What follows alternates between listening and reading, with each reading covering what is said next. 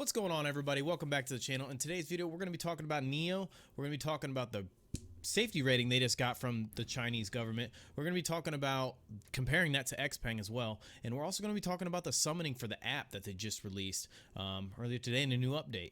So before we hop into that, we just ask that you guys hit that sub button. It helps us grow the channel. About 80% of you guys watching this video are not subbed to the channel. So if you're not, hit that sub button. And we really want to thank every single one of you guys for the 250 subs that we got. Thank you so much. I mean, we'll just keep bumping it up, dude. Let's see if we can get 300 by the end of January and see where this goes. But let's go ahead and hop right into it. So Nio, if we look at the chart today, man, it was kind of a wild one this morning. We're not done with the closed market today. It's only 125 here on the eastern seaboard. But we started off really strong, $64, pushing, man. Provided a huge buying opportunity.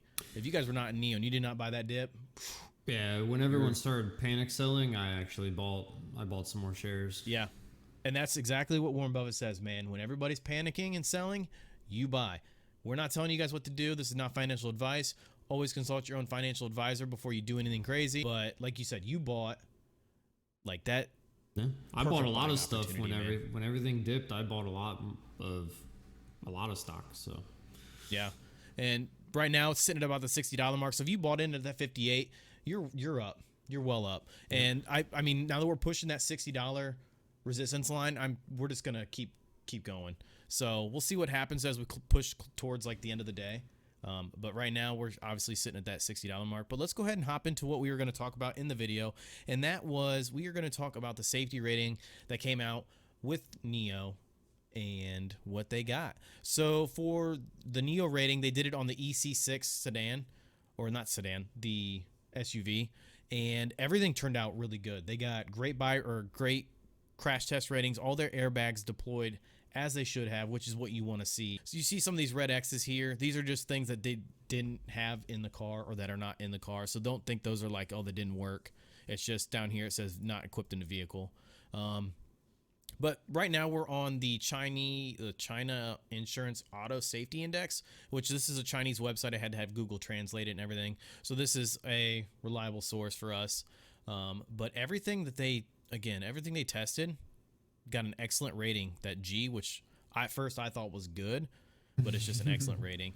All the airbags, pedestrian safety, occupant safety, all of that. It seemed everything. They go into detail about everything, but we kind of just wanted to bring this out to kind of show you guys that like clearly Nio's, doing something right here. Everything's passing. I feel like this is kind of just more news about Nio, man. That's really all it is. It's not, I don't think this is going to affect the stock at all, but the fact that they got safety ratings on all this stuff and it passed all of that makes me more confident in this company as a vehicle maker, man. Yeah, it just shows they're doing the right thing. So exactly. We'll provide this link in the description. You guys can go check it out if you're really interested in reading some of this stuff. But we'll compare it to XPeng. So this is like another Chinese, I would assume, safety kind of board website. But they also scored high as well. So it's not like Nio's blowing them out of the water and, more safety and performance or anything like that. XPeng scored a 92% on their automobile, the G3 Smart. So they're just as safe as well. And again, this goes through all of that, the airbag deployment, everything that they have. Did it deploy? Did it not deploy? Any concerns they have, and it goes into even farther detail the farther we scroll down this list. We'll provide all this down in the description if you guys are into this kind of stuff, but we just wanted to bring it to everyone watching this video. We just wanted to bring it to your awareness that that Nio had good safety ratings, and I think that's good for them as a company in whole. But yeah, so that pretty much wraps up this part. Let's go ahead and go over to the summoning part of the Nio. This is to me is the better part, so let's go ahead and hop over to it. Yeah, so some big news came out today. They released their new version of their operating software to 2.9 for all three of their SUVs. And the big thing that this includes is update features for the automatic parking assist. So it allows Nio vehicles to recognize multiple consecutive available parking slots, like up to 12 at a time. So like it recognizes like as you're driving by if the parking spot is empty or if there's a car in there, and then it can automatically park itself in there. You don't have to do anything. There's actually videos of this actually happening. That you just take your hands off the wheel and it parks it in there for you. So the nearby summoning feature, it's not really like Tesla's summoning feature, where you're standing out in front of a restaurant or the mall or something and you can just hit a button and the car comes to you. It's really just you kind of get close to the car and you can make it go into the parking spot or like come out of the parking spot. Like pretty much just controlling it forwards and backwards. Right. In this video, you can clearly see, like this is Tesla's parking feature, which to me is freaking. I love this. So he's got the auto summon. The guy's out here on the corner, and he basically just used the app to summon the car to him, and the car will literally pull out of the parking spot and drive to you. Like, how freaking cyberpunk is that, man? Yeah, like that is so cool to think of.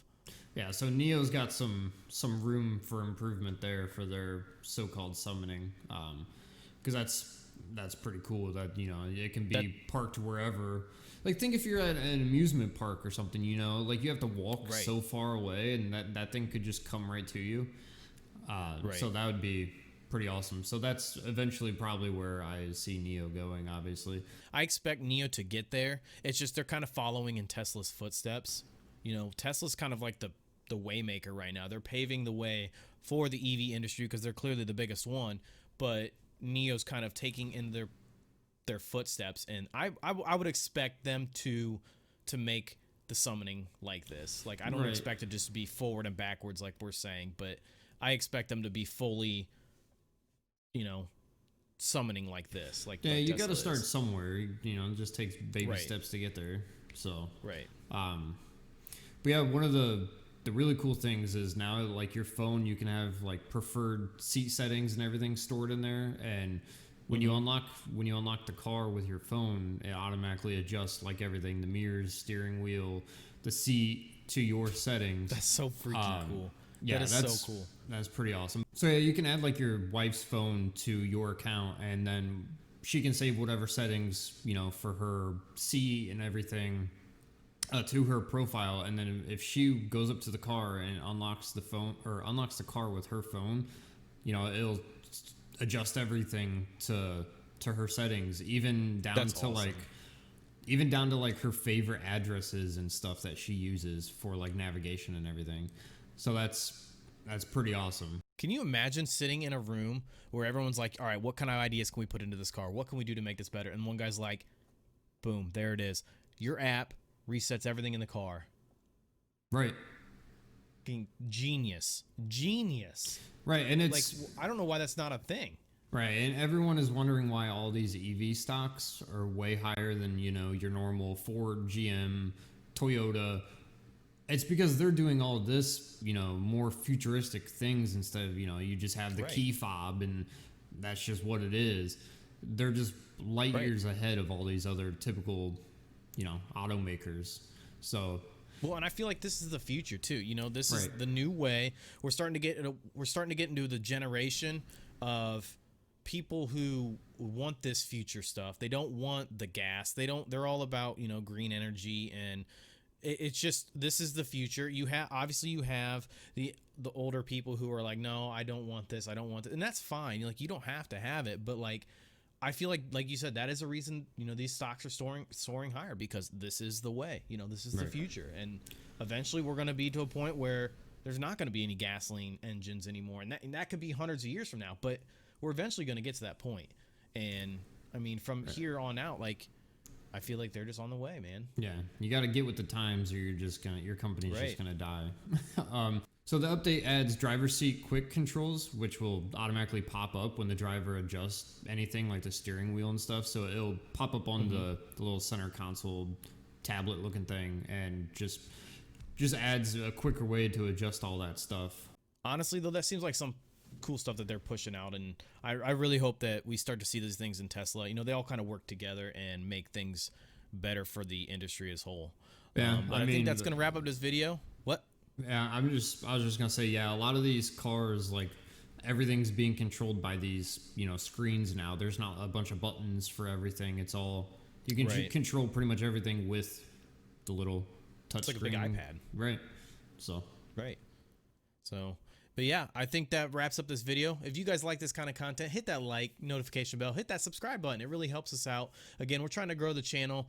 Really cannot thank you guys enough for 250 subs. If you guys like any of this, you know, what are your thoughts on this? Where do you think Tesla's going? Where do you think Nio's going? Do you think they're going to work together? Like, what do you think is going to happen here?